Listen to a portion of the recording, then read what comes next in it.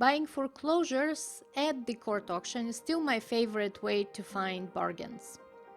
Even in today's market, you can find deals such as this one.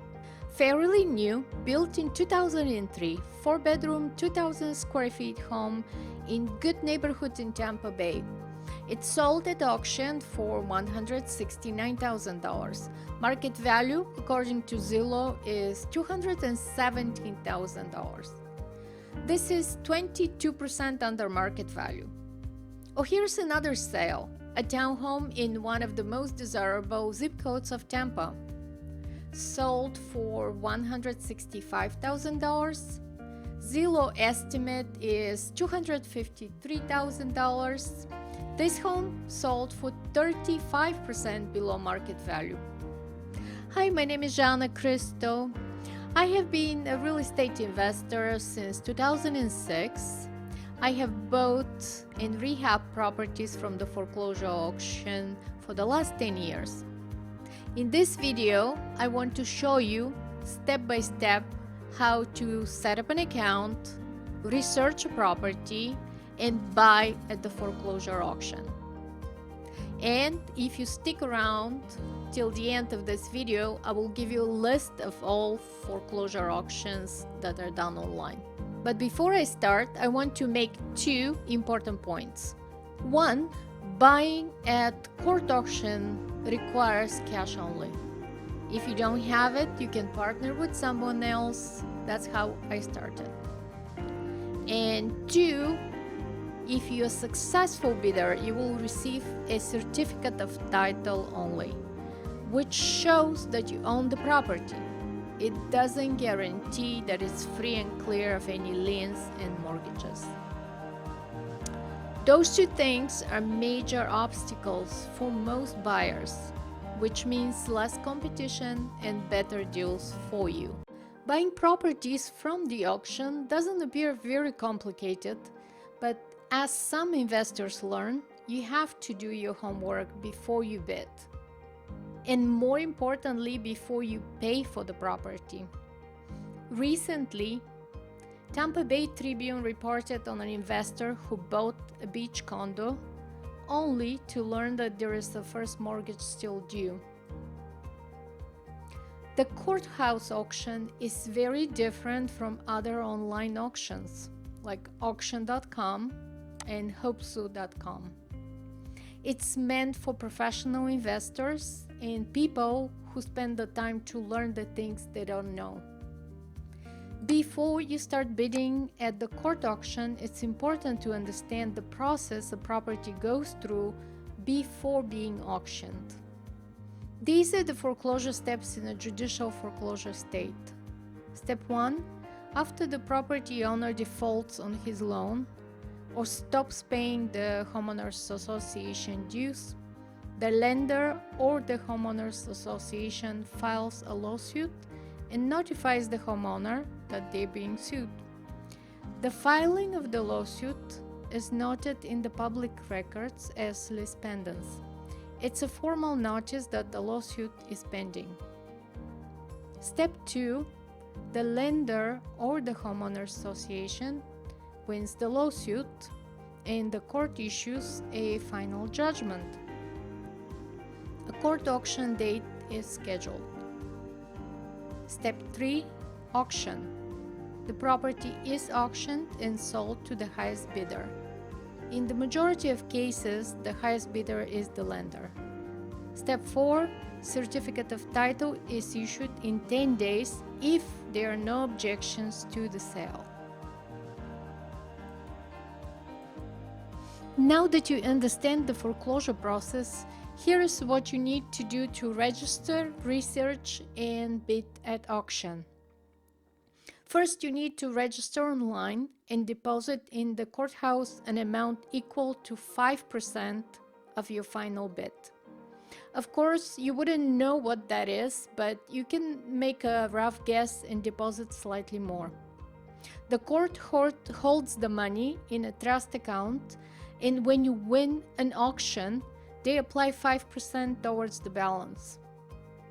If you want to start bidding, you can send a cashier check or wire the money to the clerk of circuit court in the county where you will be bidding. Next, preview the properties that will be coming to a future auction and decide which ones you want to bid on. In the beginning, we used to drive by all properties. However, that's a full-time job and not really necessary.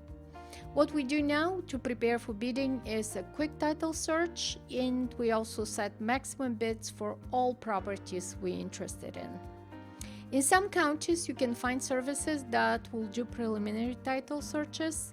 However, if you don't have such services available, you have to do your own title search or find somebody to do it for you.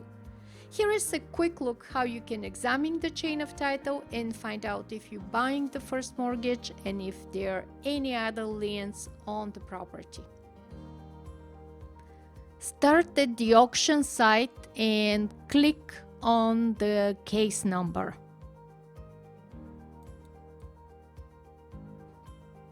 This opens the final judgment.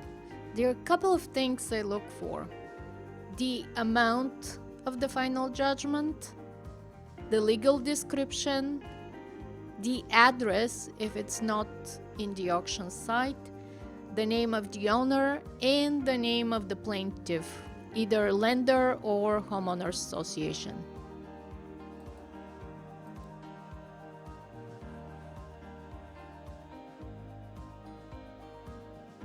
Next, I search in the official public records the name of the owner.